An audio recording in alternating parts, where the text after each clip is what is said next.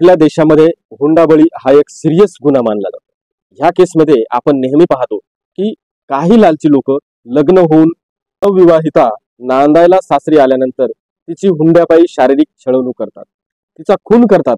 देशात अशा अनेक घटना आपण घडताना पाहतो आणि विवाहितेला सासरच्या जाचाला, त्रासाला आणि छळाला कंटाळून आत्महत्या करायला भाग पाडतात किंवा विष पिऊन मरतात किंवा फाशी घेतात।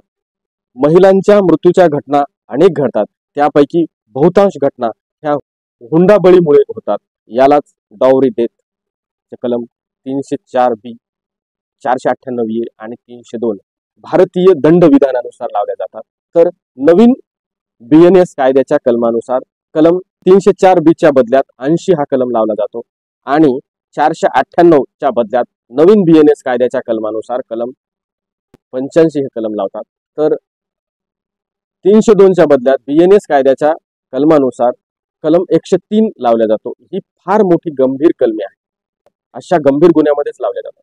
ह्या प्रकारच्या केसमध्ये किती शिक्षा होते, प्रक्रिया कशी असते, किती पनिशमेंट होते, बेल मिळते का, जामीन मिळते का, कोणते ग्राउंड जामीन मिळण्यासाठी असतात, केस लॉ सहित हायकोर्टाचे गाईडलाईन काय आहे, ह्या विषयीच्या माहितीची चर्चा आपण आजच्या व्हिडिओमध्ये करणार आहोत। जर अशी घटना आपल्या नातेवाईकात, मित्र परिवारामध्ये घडली आहे आणि नवविवाहितेचा हुंडाबळीमुळे अननॅचरल डेथ म्हणजे अनैसर्गिक मृत्यू झालेला असेल तर व्हिडिओ खास तुमच्यासाठी आहे। व्हिडिओ स्किप न करता संपूर्ण पहा। नमस्कार, मी ॲडव्होकेट माधव। कायद्याची माहिती सोप्या भाषेत देणाऱ्या ह्या आपल्या यूट्यूबच्या कायदा व्हिजन मध्ये आपले मनपूर्वक स्वागत करतो। चला तर मग सुरू करूया आपला आजचा चर्चेचा विषय। मित्रांनो, जीवनामध्ये कोणती घटना कधी घडेल हे सांगता येत नाही। जर एखाद्या महिलेचे लग्न झालेले आहे आणि अशी घटना घडलेली आहे किंवा जी घटना आपण स्वप्नातही पाहिली नाही, लग्न होऊन 1-2 वर्ष झालेले आहेत आणि बायकोने आत्महत्या केली आहे, जिचा मृत्यू झाला आहे, जिने गळफास घेऊन आत्महत्या केलेली आहे, विष प्राशन केलेले आहे किंवा तिची हत्या केलेली आहे किंवा जळून मृत्यू झाला आहे, या चारही घटना वेगवेगळ्या आहेत। प्रत्येक केसमध्ये केस टू केस वेगळे फॅक्ट असू शकतात। यात विशेषतः नवरा आरोपी बनतो आणि पत्नी मृत्युमुखी किंवा मृत्यूला बळी पडलेली असते। यात प्रामुख्याने IPC चे कलम 304B, 498A, 302 अशी कलमे भारतीय दंड विधान नुसार IPC नुसार लावली जातात।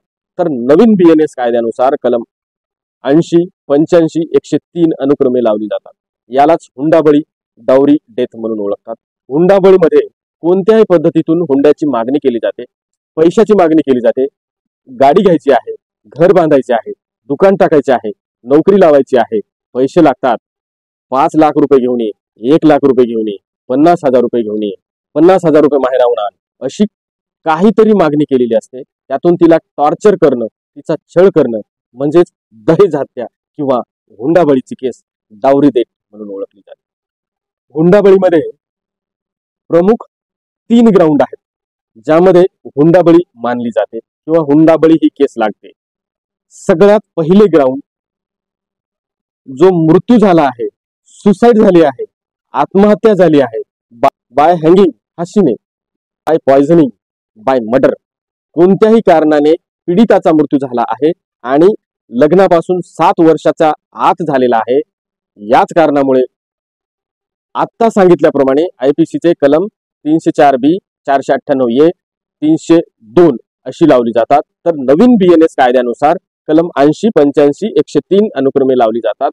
दुसरा ग्राउंड, क्रुएल्टी, शारीरिक छळ, मानसिक शारीरिक छळ झालेला पाहिजे, तिच्या सासरच्या मंडळीकडून क्रुएल्टी झालेली असते, यातून FIR लॉन्च होताना हीच कलमे लावली जातात। आता तिसरा ग्राउंड, घटना ही कशी घडली, जर पत्नी नांदायला आल्यापासून तिला सतत मारहाण, सतत भांडण, सतत वादविवाद चालू आहे, सतत मुलगी माहेरी जाते, माहेरच्यांना छळाबाबत सांगते, माहेरची मंडळी सतत समजून सांगतात, पुन्हा नांदायला पाठवतात, सासरची मंडळी पुन्हा छळ करतात, तिची नेमकी काय इच्छा आहे ते ऐकून न घेतल्यामुळे इथपर्यंत जाते, सासरच्या त्रासाला, सासरच्या क्रुएल्टीला कंटाळून परेशान होऊन गोष्ट मृत्यू ओढवण्यापर्यंत जाते। ह्या ग्राउंड मध्ये फिट केस जर बसली, अशा वेळी जर तिने आपला मृत्यू घडून आणला असेल तर कमीत कमी 7 वर्षाच्या शिक्षेपासून 10 वर्षाच्या शिक्षेपासून अजन्म मरेपर्यंतच्या कुठल्याही एका शिक्षेपर्यंत जगात कोणीही वाचू शकत नाही. हे कृत्य घडून आणणाऱ्या व्यक्तीला जामीन मिळू शकत नाही. जर अशी घटना घडली तर तिचे सासरकडील लोकांना लगेच अरेस्ट होते, अटक होते, PCR MCR करून लगेच जेलात पाठवले जाते. अशा परिस्थितीत तिची मयत पिढी तिची छोटी छोटी मुलं असतात, त्यांचे संगोपन तिच्या आई आणि वडिलांना करणे शक्य नसते. कारण आई हे जेलात जातात. मग मुलांचे आजी आजोबा हे किती झाले तरी आई वडिलासारखे पाहू शकत नाहीत, आई वडिलाचे प्रेम वात्सल्य देऊ शकत नाहीत. मुलाचे करिअर घडणे तर दूरच, पण त्यांची जिंदगी बेकार होऊन जाते. त्यामुळे माझी अशा पीडिता महिलांना विनंती आहे की महिलांनी इथपर्यंत घटना होऊ देऊ नयेत, इथपर्यंत जाऊ नयेत. आत्महत्येशिवाय इतरही रिमेडी आहेत. त्यांना न्याय मिळण्यासाठी पोलीस आहे, कोर्ट कचेरी आहे, न्यायालय आहे, त्याचा उपयोग करू शकतात. आता पनिशमेंटचा विचार केला, गुन्हेगार जर खरोखरच आहे, तिचा नवरा व इतर असतील तर बेल मिळणे शक्य नाही. त्यांना कमीत कमी 7 वर्षाची शिक्षा आणि किंवा अजन्म कारावासाची शिक्षा होऊ शकते. त्यामुळे बेल होणे शक्य नाही. पण जर चांगल्या वकिलाच्या माध्यमातून असे पुरावे तिच्या नवऱ्याच्या विरोधात नसतील, ते हे कृत्य करण्यामध्ये सामील नसेल, अशी व्यवस्थित मांडणी करून चार्जशीटच्या नंतर वकील साहेब जामीन मिळवून देऊ शकतात. पण त्यासाठी सदर केसमध्ये नवरा व नवऱ्याकडून मंडळीचा हात नसला पाहिजे. भारतीय पुरावा कायद्याच्या कलम 113 नुसार आणि नवीन भारतीय साक्ष अधिनियमाच्या 118 नुसार जर सविस्तर अभ्यास केला आणि घडलेली घटना जर ह्या कलमामध्ये बसत असेल तर जामीन मिळू शकते. अजून सोप्या भाषेत समजून घ्यायचे असेल तर मी काही माननीय हायकोर्टाचे गाईडलाईनचे जजमेंट सांगणार आहे. ते समजून घेतल्यास भरपूर आणि लवकर लक्षात येईल.